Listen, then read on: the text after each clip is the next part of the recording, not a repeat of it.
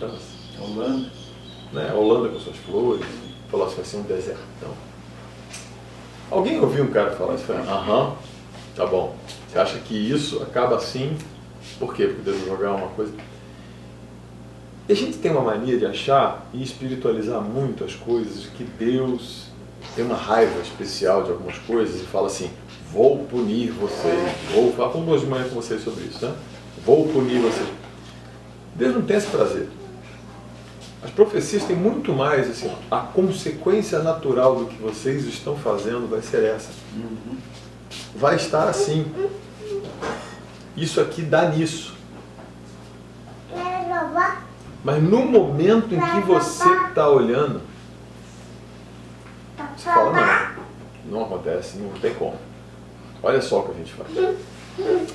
Vamos lá para o Gênesis, né? Para explicar onde é que tudo isso começou. Tem uma dificuldade grande de entender por que Deus não gostou de Caim. Como é que é a história de Caim e Abel, que todo mundo ouve? Quer ver? É assim. Adão e Eva coabitaram, tiveram um filho chamado Abel. Ou Caim, depois tiveram um filho chamado Abel. Caim era agricultor, Abel era pastor de ovelhas.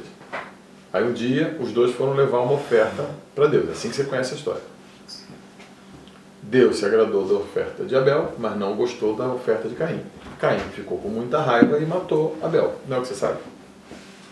Sabe por que você sabe isso? Porque você nunca presta atenção, porque a gente tem uma leitura que a gente faz que está totalmente contaminada pela historinha que nos contaram quando a gente era mais novo. Então a gente passa batido por um monte de detalhe. Eu vou ler a história de novo como ela está na Bíblia. Tá bom? Dá uma olhada. Coabitou o homem com Eva e sua mulher. Coabitou o homem com Eva, sua mulher, esta concebeu e deu à luz a Caim. Então disse, adquiri um varão com auxílio do Senhor. Pois deu à luz a Abel, seu irmão. Depois deu à luz a Abel, seu irmão. Abel foi pastor de ovelhas. E Caim, lavrador. Aconteceu que no fim de uns tempos, trouxe Caim do fruto da terra uma oferta ao Senhor. Abel, por sua vez, trouxe das primícias do seu rebanho da gordura deste. Agradou-se o Senhor de Abel e de sua oferta, ao passo que de Caim e de sua oferta não se agradou. Irou-se, pois, sobremaneira Caim e descaiu-lhe o semblante. E aqui a parte que todo mundo esquece. Então lhe disse o Senhor, por que andas irado? E por que descaiu o teu semblante? Se procederes bem, não é certo que serás aceito? Se todavia procederes mal, eis que o pecado jaz à porta. O seu desejo será contra ti, mas a ti cumpre dominar. Esses dois versículos todo mundo esquece. Eu queria ficar neles. Primeiro, pergunta que eu pretendo responder. Qual é o procedimento ruim de Caim? O que ele fez de errado? A Bíblia não é de deixar coisas obscuras. A gente é burro, mas a Bíblia não é de deixar coisas obscuras. Qual o procedimento errado de Caim? O que esse texto diz para responder essa pergunta? O que está acontecendo aqui? Que relato é esse? Bom, a primeira coisa que eu queria chamar a atenção é que eu não sei se Caim e Abel existiram, mas isso aqui é um relato do processo evolutivo do ser humano.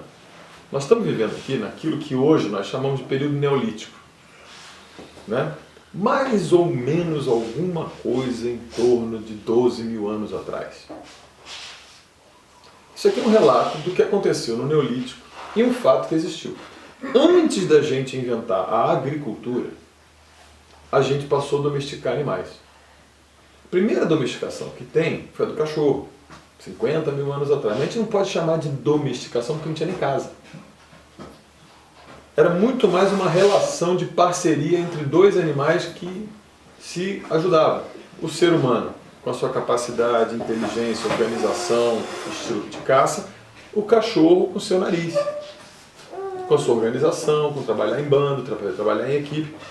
Inclusive, o pessoal que trabalha com ciência animal hoje em dia, tem um estudo de evolução do cachorro e do homem, né, junto, né, de 100 mil anos de análise de fóssil, que mostra que o focinho do cachorro evoluiu na medida dessa parceria. E a gente diminuiu o nosso focinho, a gente diminuiu a nossa capacidade olfativa. Porque a gente não precisava mais sentir cheiro, porque tinha quem sentisse. Então, a coevolução dessas duas espécies é muito interessante. Mas depois disso, mais ou menos 12 mil anos atrás, E aí tem dois sítios arqueológicos específicos, as montanhas de Agros, no Irã, ou Jericó. Olha só, Jericó da Bíblia. Região de Jericó. Os achados arqueológicos datados por carbono 14 mostram que os primeiros animais de criação foram domesticados. Ovelhas e cabras. Lógico que primeiro foram as cabras. Né? Vou ficar aqui, puxar a brasa para minhas cabritas. Né? As cabras foram os primeiros animais a serem domesticados há cerca de 12 mil anos atrás. Junto com as ovelhas. Foram mais ou menos juntos. Como é que você sabe disso? Porque você começa a achar um determinado ajuntamento humano e você começa a achar osso. E principalmente o metacarpo, a mãozinha da cabra, você começa a achar osso de macho que não está consolidado, que a gente chama de epífise. Isso é típico de quem está criando bicho. Quando você está caçando, você pega um bicho grande que está correndo, adulto. Quando você começa a achar filhote, macho, sendo morto, fêmea, velha, está falando que alguém está manejando isso aí. Alguém que está começando a selecionar e manejar isso aí. Esses são os achados que fundamentam esse achado. Esses povos, pastores, essa domesticação é muito diferente do que eu faço aqui com as cabras, de ficar confinado e prende, faz capril. Não é isso. É muito mais uma relação de acompanhamento, no qual o caprino que estava selvagem, o ovino que estava selvagem, passa a ter vantagem, porque tem alguém que o alimenta em momentos de escassez, que leva ele pelo seu instinto. Já viram como é que as cabras a gente sai para ir no pasto, elas vão todas atrás. Você volta, vem todas atrás. É do instinto delas. Elas aprenderam que é vantajoso seguir. E essa relação é uma dança que demanda muito do cara que está domesticando observar o que está acontecendo, ser observado pelos animais, jogar essa vantagem e você mantém o rebanho num estágio aí meio selvático. E vai trazendo ele, vai domesticando e ele passa a ser o animal doméstico. Os povos começaram primeiro a ter acesso à proteína. Esse tipo de vida sem... e outra coisa, assim como os animais migravam atrás do seu pasto, essas pessoas que cuidavam dos animais também tinham que migrar. Porque o cara não sabia plantar pasto. O que era a vantagem? Como ser humano, ele sabia descobrir onde é que está um pasto bom, onde é que tem uma água boa, e aí convida esses rebanhos a vir, domestica esses rebanhos, começa a tratar de pequenininho. E todo o povo pastor, na antiguidade, é povo seminômade. Ele para um tempo e vai, para um tempo e vai, para um tempo e vai. O que esse relato está falando é que existe uma substituição e realmente Caim matou Abel. Uma nova tecnologia acontece há 10 mil anos atrás. Se a gente for um pouquinho mais para frente, 7 mil anos, mas 10 mil anos atrás, inventa-se uma coisa fantástica. Sabe o que é? A agricultura. A gente inventou um jeito de produzir e domesticar as plantas, mas de modo que elas pudessem ficar paradas no lugar e não precisasse mais coletar e não precisasse mais depender dessa caminhada. E esse estilo de vida assassinou o estilo de vida anterior. Acabou com esse estilo de vida. Hoje, quando você tem povo seminômade, é um ou outro espalhado por aí. Povos pastores, lá na África você vai achar alguma coisa, mesmo no Oriente Médio você vai achar um resquício disso. A invenção da agricultura se dá essa tradução aqui, tá? Essa é João Ferreira de Almeida, revista e atualizada da Sociedade Bíblica do Brasil. É a que traduz melhor. Você notou que eles falam que Caim era? Caim era o quê? Segundo essa que eu li aqui. Viu qual a palavra que eu usei? Lavrador. A invenção da agricultura é exatamente o ato de lavrar o solo. Fazer a lavra. Fazer a lavra é cavar o solo, abrir um arranho nele. Quando você abre o solo, desculpa estar meio técnico aqui, mas eu acho que isso é importante para entender o que eu vou falar.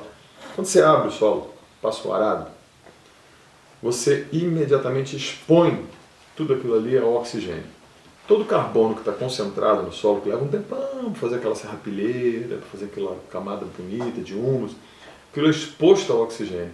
O oxigênio se combina com o carbono e você exala CO2. O que fica? Um monte de nutriente que estava ligado a esse carbono. Principalmente nitrogênio, fosfato, potássio, fósforo, NPK. Basicamente todos os outros. Sobe o carbono, fica aquilo ali. O que você jogar aqui de semente vai ser uma beleza. Porque um monte de nutriente ficou disponível. O Caim descobriu isso, falou, uau. Quando eu lavro a terra, a primeira colheita é ótima. Quem já lavrou a terra sabe que a primeira colheita é ótima. A primeira faz tchan. A segunda faz tchum. A terceira, tchan, tchan, tchan. Começa a cair. E eu tenho que trazer insumo. Ou eu tenho que criar alguma técnica. O que o Caim faz é lavrar o solo e falar, olha o que eu consigo produzir aqui. Aconteceu que no fim dos tempos trouxe Caim do fruto da terra uma oferta ao Senhor. Olha a atitude. Olha, produção, cara, vou levar uma parte para o Senhor. E aqui, de novo, esse Senhor, você não vai dar um diálogo, ô cara, por que você está assim triste? Isso é uma epifania, cara. Isso é a presença de Jesus aqui no Velho Testamento que a gente fala, né? Ou seja, é uma relação aqui, ó. Vou trazer uma oferta, olha só, mais ou menos que nem criança. Olha só o que eu consegui produzir. Olha que legal, trouxe para ti uma oferta. Abel, por sua vez, ou seja, esse entre vírgulas está mostrando numa outra atitude, trouxe das primícias do seu rebanho, ou seja, dos primeiros frutos que ele teve do rebanho, e da gordura deste, da melhor parte. Sempre que você vê a gordura de alguma coisa, está falando da melhor parte. Isso para quem tem problema com colesterol é grave. Mas a gordura é a melhor parte. Agradou-se o Senhor de Abel de sua oferta, ao passo que de Caim de sua oferta não se agradou. Caim chega, pô, eu trago um negócio legal pra caramba, e você não se agrada? Irou-se sobremaneira, Caim, está escrito aqui. Olha a conversa de Deus com ele. Por que você é andeirado? E andeirado quer dizer, ele